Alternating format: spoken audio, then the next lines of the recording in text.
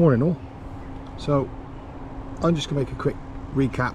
I did a video last week on starting my dog on set of shot, and at the start of it I did a little intro into my vest I wear with my dummies and my starting pistol.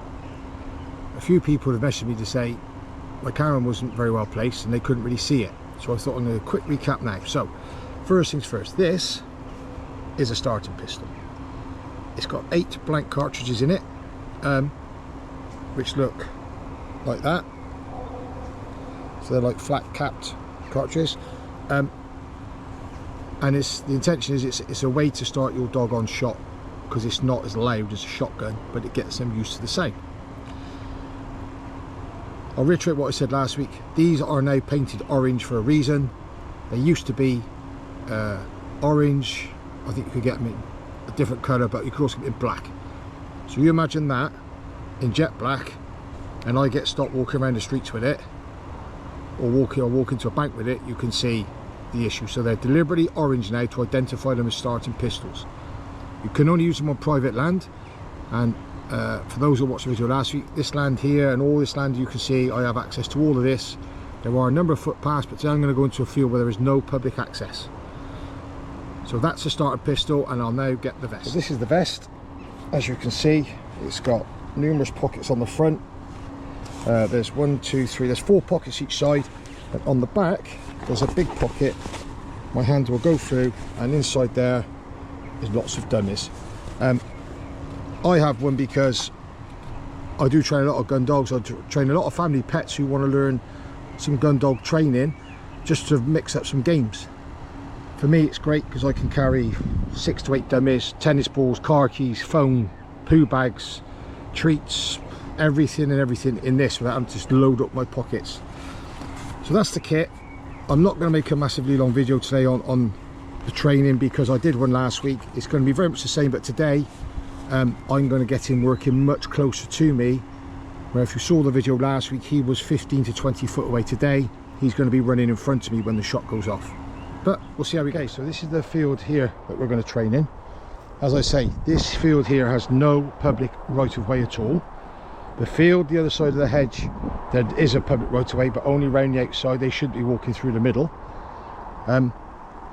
Literally as I've approached this, a rabbit has just run from here in. So again, because I want him close to me for shot, when I first walk down here I'm going to let him work. There may be rabbits in this long grass. If one runs, I'm going to sit him up to the whistle, but it will distract him from the sound of the gun to start. So I'm going to fire one to start with at distance, but then I'm going to get him working closer, and we'll see how it pans out. If it doesn't go to plan, then we'll go away, we work on it, and we come back and do it again. But yeah, this grass is nice and light, as you can see. There's lots of birds and crows on the floor and everything, so there's plenty here to keep him thinking. This session in total will probably be 25 minutes maximum. I'm not going to record all of it because people will get bored of my voice. But we'll have a go, see how we get on, and I'll see you in real time. I'm not one for editing out bits that go wrong. I'm only putting the bits that make it look good. I think sometimes the best way to learn is for people to see it. So as you can see, he's on a lead, and to start with, like always, wherever I'm training, heel. Whenever I'm training, heel.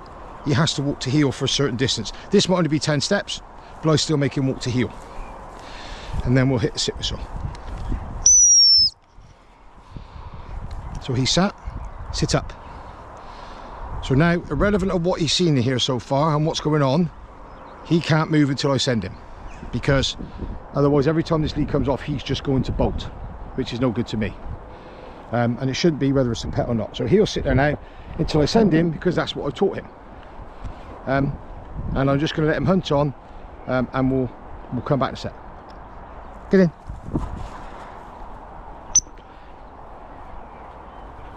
Go away.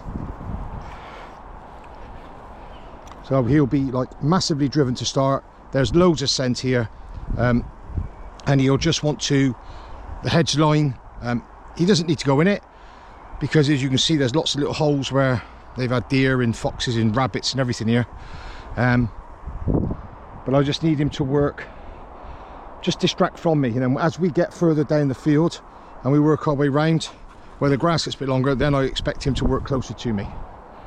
but we'll get him back this way a little bit. Good boy. Good lad. So, just to start with, I'm going to let you know when I'm going to fire the shot. He's having a wee now. Intention is when we get down this long grass here, there's a bit of a log, a broken down tree log. So as soon as you get by there, I'm going to fire the shot. And like last week, good lad. I'm going to try multitask, fire the shot, blow the whistle, and throw the dummy. Let's see how you get on. Good boy, get in there. Sit. Out. So that was my fault. I focused more on the sit, but he didn't jump, he was really steady. I'm really happy with that. Here. Drop. There is only 8 shots in this gun. I only intend to fire 8 for the whole session. So I'll come back to you in a bit when I've worked him along here, and it might be a little bit more durable for you. From where I was, I've literally walked down this hill now. We've walked around here and we're coming to here. As you can see, he's covered in bits of grass. I'm now just literally going to work him through this long grass, left and right. I don't want to go in too far. Stay nice and close.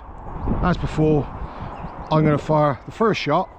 It's just going to be a shot and he has to sit with no dummy. And then when I turn around to go to the left where it's a bit wider, fire a shot, sit him up, and I'll chuck the dummy out to the left so we can work for it. But he's disturbed about 3 rabbits on that walk down, and like a good boy, he hasn't chased any. So we'll have a go and we see how we get on. Get on. Yeah. Ready? Yeah. Hey. Good lad. Good lad. Good boy.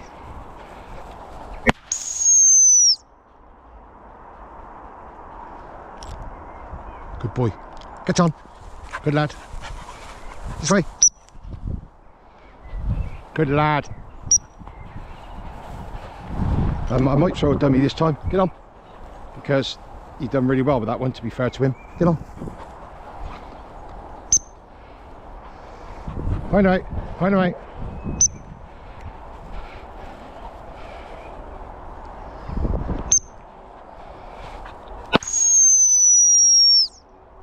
I couldn't multitask, I'm sorry, because I had the gun in the wrong hand, and that's my, as people know, I'm right-handed, not left. Out! So now this long grass is going to make him work even harder, but he's shown me right up there and he's gone straight to it. Good boy. Hold. Hold. Hold. Drop. So this is what I'm going to do now for the next 20 minutes or so. But in between this, I'm also just going to do some basic, what every person with a dog should do. I'm going to let him go on now, and I'm going to throw just a recall in. A straightforward recall. Not gun dog, just a straightforward recall. I'm going to let him run, and then I'm going to recall him back to me. Because at the moment, he's in work mode, so I'm going to give him a little break. 30 seconds where he can sniff and do what, like, he just can't go too far, but then he's got to come back and he's got to switch back on. Break. So now he'll go, but he'll keep checking where I am because he knows he can't go too far. That's not what he's been trained to do. He'll go that way, he'll put his head in that bush, and then he'll lose sight of me and he'll want to come. So we're just going to let him switch off. No whistle, no voice commands. He can just have a sniff. There's loads of rabbit scent. He'll be all over it, and it'll keep his brain working. He's still working now because there's scent in the grass. So every time his nose hits the deck, he's burning energy. As you can see, he doesn't go too far because, well, that's what I've done since I've had him. Made him understand he's not allowed to go too far. Come on then, good lad, get on. Good boy, get on, go on. So you go over there. I literally could zigzag at this field and he'll just stay by me, but as soon as he gets away from me next time, anything more than 10 foot, I'm going to recall him back. Right now.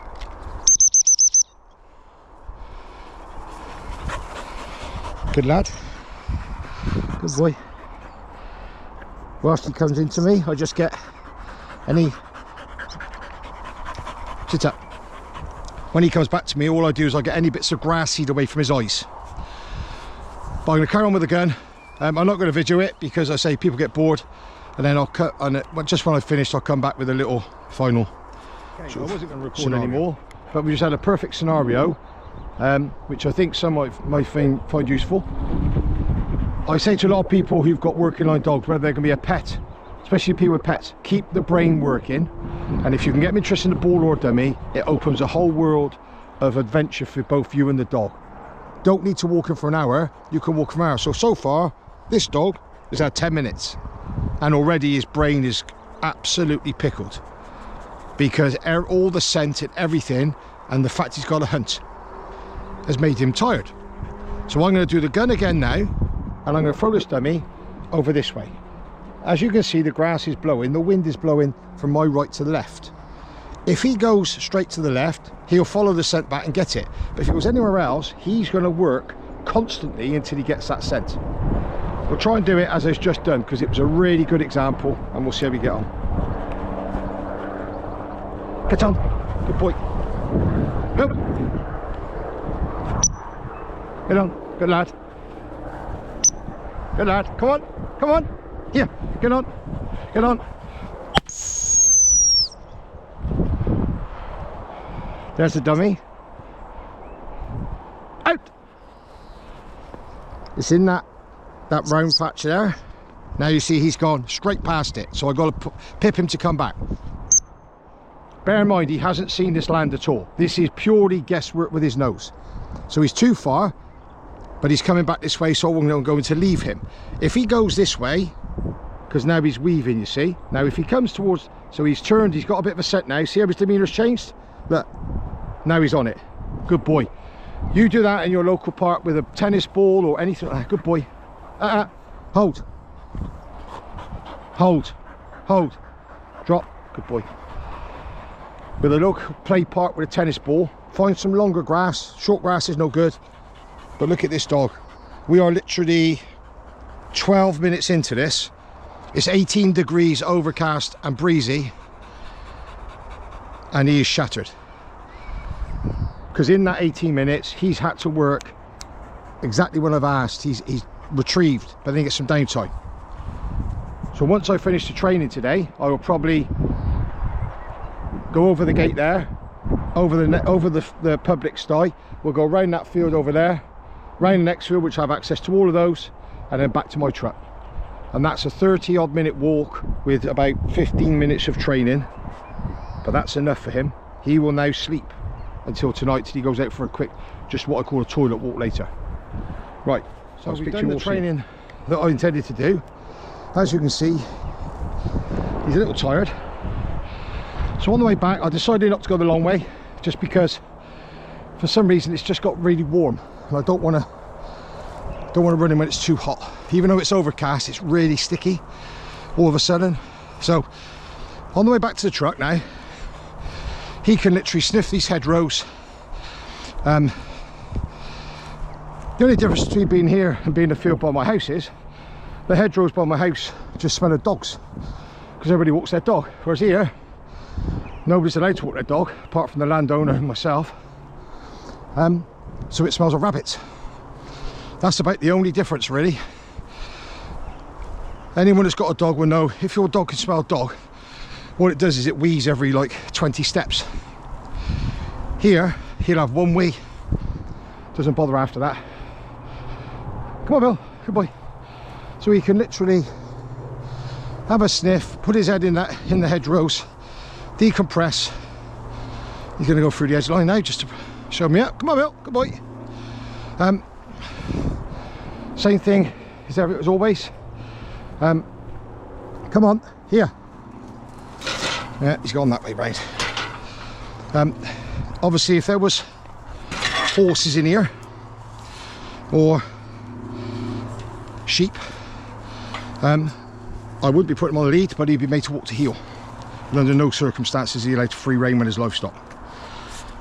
Obvious reasons: one, he doesn't chase them in here, but I don't want him chasing them. Come on.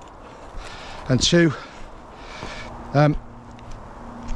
still there's some late born lambs, and there's also I know one of the horses has recently foaled, so but we'll get back to the truck. and then I'll finish the video. Nice half a bowl of water with some treats in it. Always keeps his brain working. But once he's had the treats, the only time this dog gets a treat is in his water after a long run, because it encourages him to drink, and before bedtime. All his other training is done with praise only. That's how I've always trained my dogs. That's my choice. If you want to give your dog treats, that's up to you. It's your dog, that's fine. There is a lot of things going on at the moment with dog training, and the equipment you can and can't use. I'm sure people who've watched my channel will know about the proposed e-collar ban. The ban itself will, irrelevant of what the left, or what you want to call them, the woke brigade or the force-free trainers tell you, the ban itself will destroy rescues. Rescues are full to the brim now, but people have hope at the moment. They can go to a professional trainer who trains their dog on an e-collar. That dog gets off-lead freedom, under control for the rest of its days, has a great life. But once that option's been taken away and people haven't got no option, they'll just give the dog up. So I can tell you now, and it's, again, this is on video for you to call me back out on, but rescues are full now. You wait till if the ban comes in. They will be even more full. They'll be overflowing more than they are now. But anyway, I try to make videos every day, or as often as I can, obviously with my dog, but I'm training my dog. I say this all the time: if anyone has any particular video they'd like made to assist them with their dog, then I'll happily have a go making it with my dog. But because he's been trained since day dot, like if your dog pulls, I might find it hard to reciprocate that because he doesn't pull as such. If that's the case, book a lesson and we'll video your lesson, and we can go from there. And on a final note, I just had a recent message from a couple who came to watch me train my dog on 2 occasions before they got one. Really, really nice message. I'm not going to name them. What I will do is I'll put the message they sent me on my Facebook page, and then people can have a look. But as you can see, 25 minutes of graft and he's falling asleep. And in that graft, he was probably working for 15 minutes.